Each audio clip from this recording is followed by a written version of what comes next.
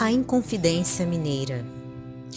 Por morte de Dom José, ascendeu ao trono sua filha, Dona Maria I, a Piedosa, a cuja autoridade ficariam afetas as grandes responsabilidades do trono, naquela época em que um sopro de vida nova modificava todas as disposições políticas e sociais do velho mundo. No seu reinado, Portugal sente esvaírem-se-lhe as forças poderosas e se encaminha com rapidez para a decadência e para a ruína. Não fossem as notáveis influências de um Martinho de Melo ou de um Duque de Lafões, talvez fosse ainda mais desastroso o reinado de Dona Maria, escravizada ao fanatismo do tempo e às opiniões dos seus confessores. Por esse tempo, o Brasil sofria o máximo de vexames no que se referia ao problema da sua liberdade. A capitania de Minas Gerais, que se criara e desenvolvera sob a carinhosa atenção dos paulistas, era então o maior centro de riquezas da colônia, com as suas minas inesgotáveis de ouro e diamantes.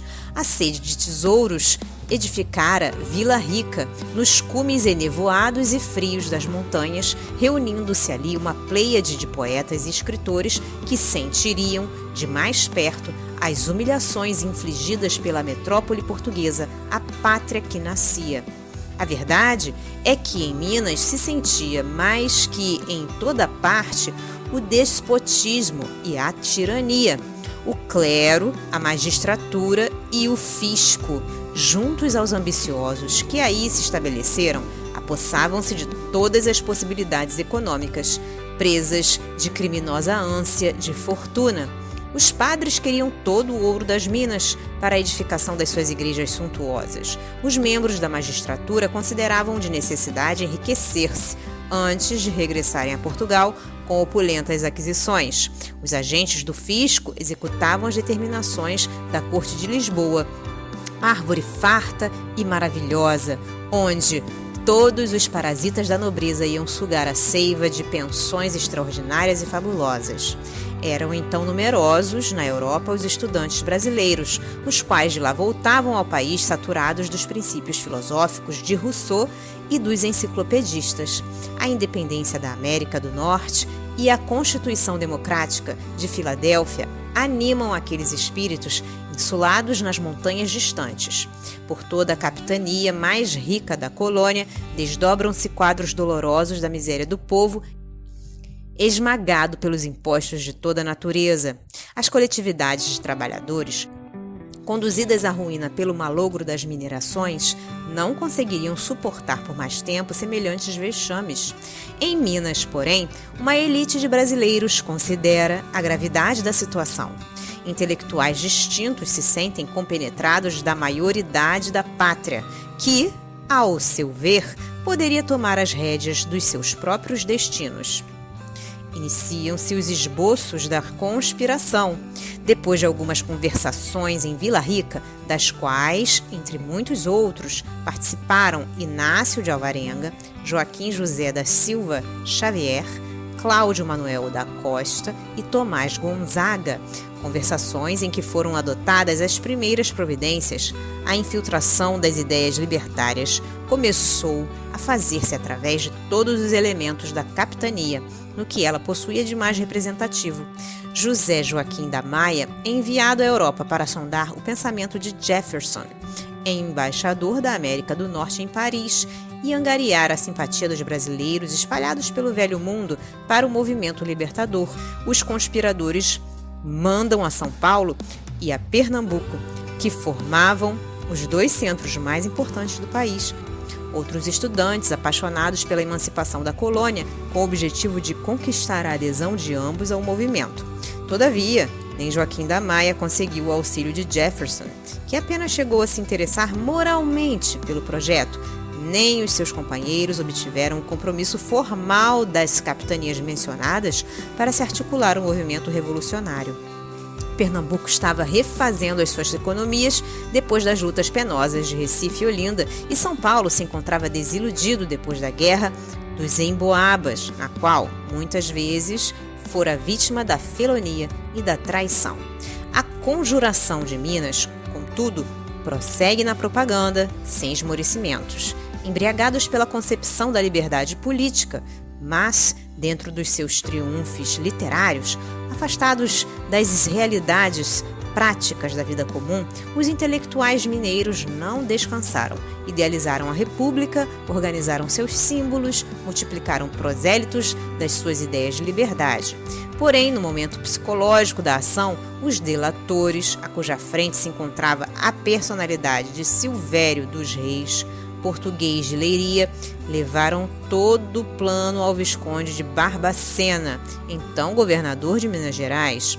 O governador age com prudência, a fim de sufocar a rebelião nas suas origens e, expedindo informes para que o vice-rei Luís de Vasconcelos efetuasse a prisão do Tiradentes, no Rio de Janeiro, prende todos os elementos da conspiração em Vila Rica, depois de avisar secretamente aos seus amigos do peito, simpatizantes da conjuração, quanto à adoção de tais providências para que não fossem igualmente implicados.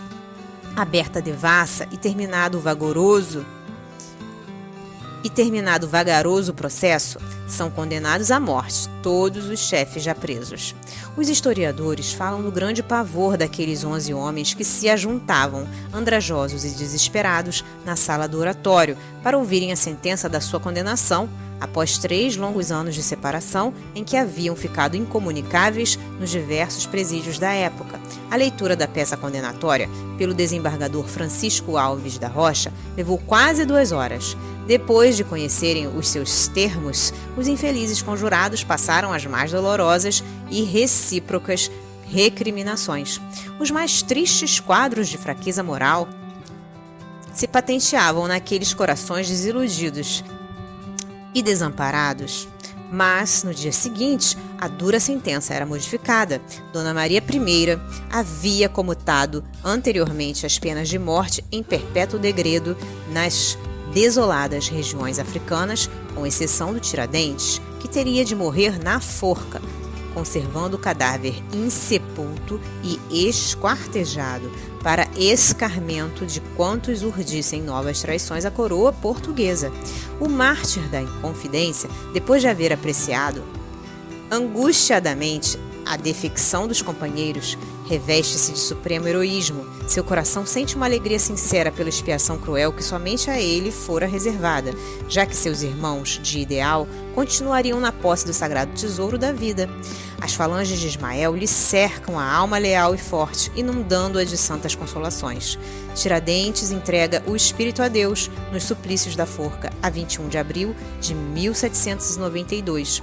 Um arrepio de aflitiva ansiedade percorre a multidão no instante em que seu corpo balança, pendente das traves do cadafalso no campo da Lampadosa. Mas, nesse momento, Ismael recebia em seus braços carinhosos e fraternais a alma edificada do mártir. «Irmão querido», exclama ele, «resgatas hoje os delitos cruéis que cometeste quando te ocupavas do nefando mistério de inquisidor nos tempos passados. Redimiste o pretérito obscuro e criminoso com as lágrimas do teu sacrifício em favor da pátria do Evangelho de Jesus. Passarás a ser um símbolo para a posteridade, com teu heroísmo resignado nos sofrimentos purificadores. Qual novo gênio surges para espargir bênçãos sobre a terra do Cruzeiro em todos os séculos do seu futuro. Regozija-te no Senhor pelo desfecho dos teus sonhos de liberdade, porque cada um será justiçado de acordo com as suas obras. Se o Brasil se aproxima da sua maioridade como nação, ao influxo do amor divino, será o próprio Portugal quem virá trazer até ele todos os elementos da sua emancipação política, sem o êxito incerto das revoluções feitas à custa do sangue fraterno para multiplicar os órfãos e as viúvas na face sombria da terra. Um sulco luminoso desenhou-se nos espaços, a passagem das gloriosas entidades que vieram acompanhar o espírito iluminado do mártir, que não chegou a contemplar o hediondo espetáculo do esquartejamento.